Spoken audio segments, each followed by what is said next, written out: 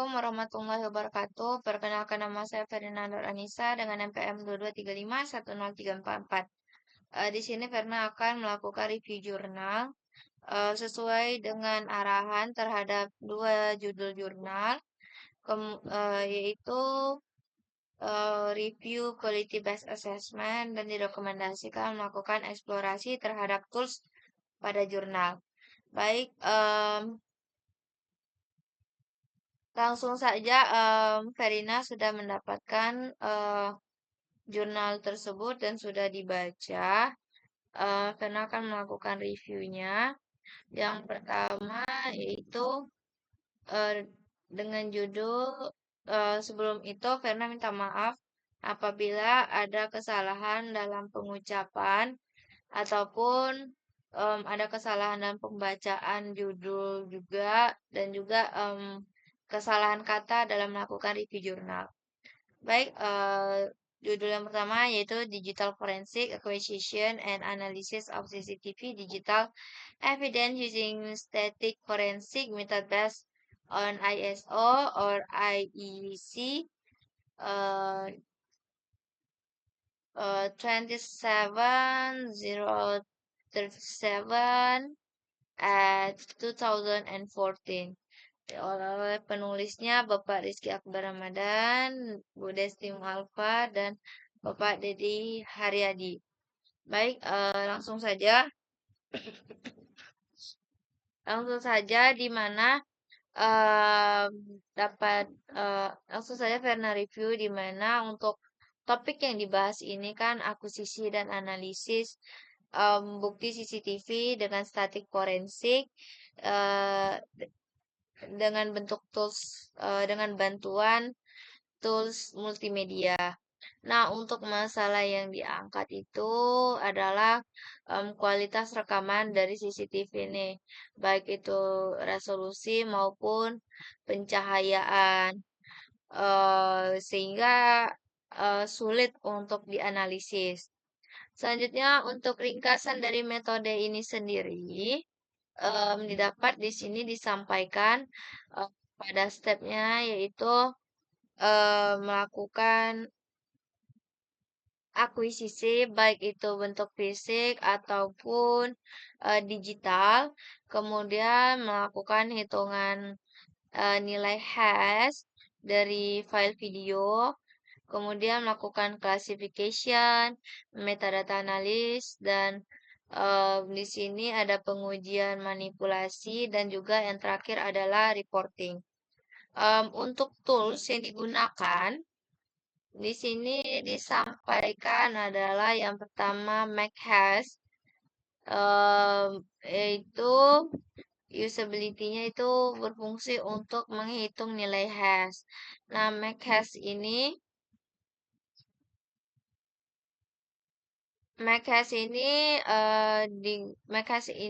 di running pada operasi sistem Macintosh. Selanjutnya ada namanya exit tools. Exit tools ini adalah untuk at the analysis tag begin. Jadi untuk processing metadata itu menggunakan exif tools, di mana untuk tipe filenya itu adalah .ava. Selanjutnya ada yang namanya Adobe Premiere. Ini untuk video editor. Nah, Adobe Premiere ini sendiri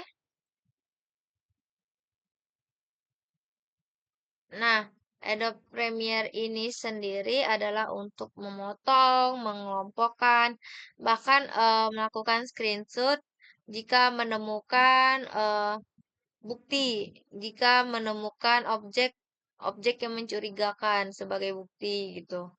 Selanjutnya ada the Adobe Lightroom. Nah, Adobe Lightroom inilah untuk meningkatkan keterbatasan objek pada screenshot. Nah, di saat mengalami kesulitan karena keterbatasan CCTV. Di sini disampaikan. Nah, selanjutnya untuk dari hasilnya ini sendiri didapatin bahwa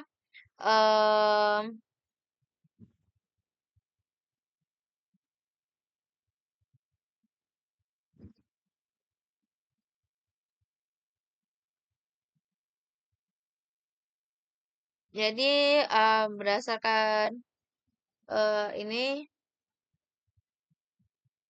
berdasarkan kesimpulan didapat bahwa integrasi dan autentikasi ini dapat dibuktikan melalui hash, kemudian melalui em,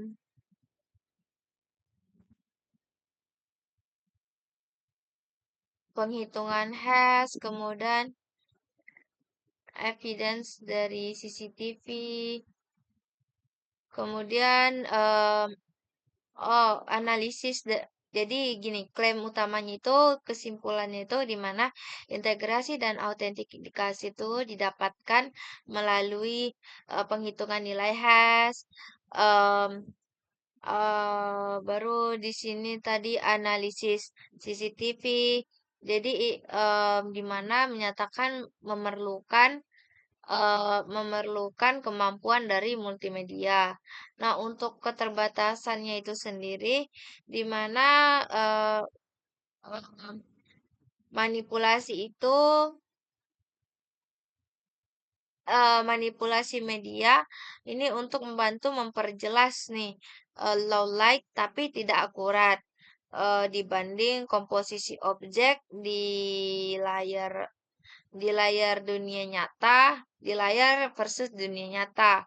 Nah, untuk kekurangannya untuk yang dari sisi kuatnya, jurnal ini dia kuat dalam pemilihannya, itu jelas akuisisi dan juga analisis. Dia menekankan custard of study, custard of study, kemudian ada hash, kemudian ada larangan untuk mengedit bukti asli.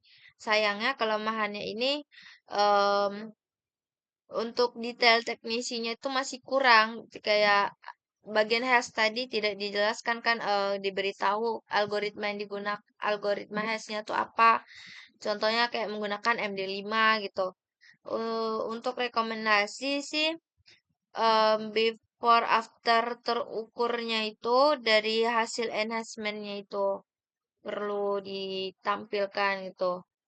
Selanjutnya untuk yang jurnal kedua yaitu Digital Forensic Investigasi for Non-Volatile Memory Architecture by Hybrid Evaluation based on ISO or IEC uh, 27037 and 2012 and NEST SP 800 to 86 framework.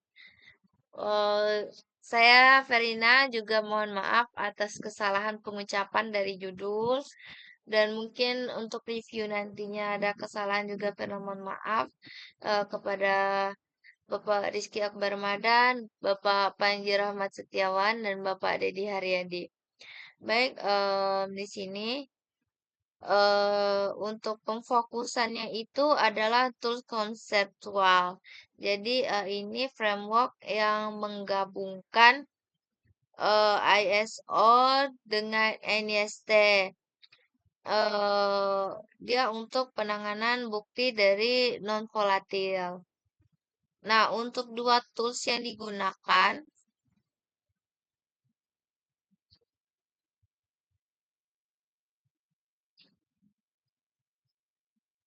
untuk dua tools yang digunakan, yang pertama yaitu ada namanya NST SP800 sampai 86, 886. Nah, eh, tools framework ini dia tahapan forensik.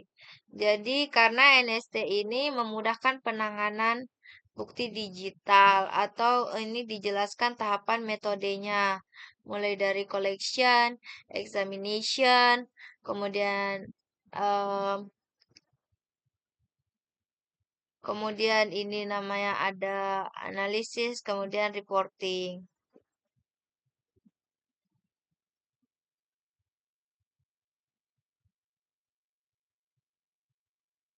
Oh ini collection stack. Di sini di sini ada collection stack, baru secondnya examination stack, yang ketiganya ada analisis, kemudian yang terakhir adalah reporting. Di sini dijelaskan. Baru untuk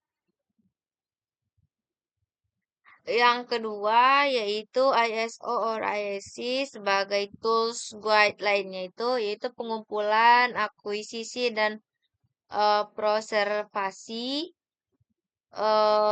di mana dia menekankan di mana ini dia menekankan bahwa ISO 27037 ini mengatur prosedur pengamanan dan kondisi perangkat, termasuk faktor yang dipertimbangkan yaitu ini dependensi, inskripsi, kemudian urgency dan requirement and regular regulationnya. Selanjutnya untuk em, kemudian untuk temuan penting yang terkait, jadi dia penanganan buktinya itu menyoroti resiko kualitas bukti jika eh, prosedur dari iOS ini potensinya hilang data. Prosedurnya itu shutdown gitu. Prosedur shutdown dari iOS ini dia shutdown, maka potensinya itu adalah kehilangan data. Kemudian untuk output penelitian yaitu output dari penelitian ini adalah desain framework gabungan. Nah, di mana untuk kemudian saya membahas tentang keterbatasannya itu sendiri, yaitu framework ini dia diuji di lapangan oleh framework ini masih belum diuji di lapangan oleh aparat penegak hukum. Kemudian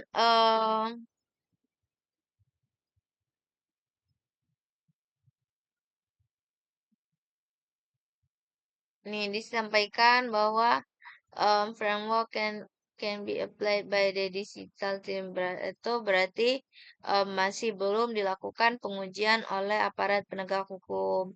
Kemudian untuk poin-poinnya itu yang pertama itu kuat. Nah, kalau kuat itu dia ini sangat jelas mengapa interogasi perlu itu ISO kemudian detail pengamanannya itu kemudian detail tahapannya.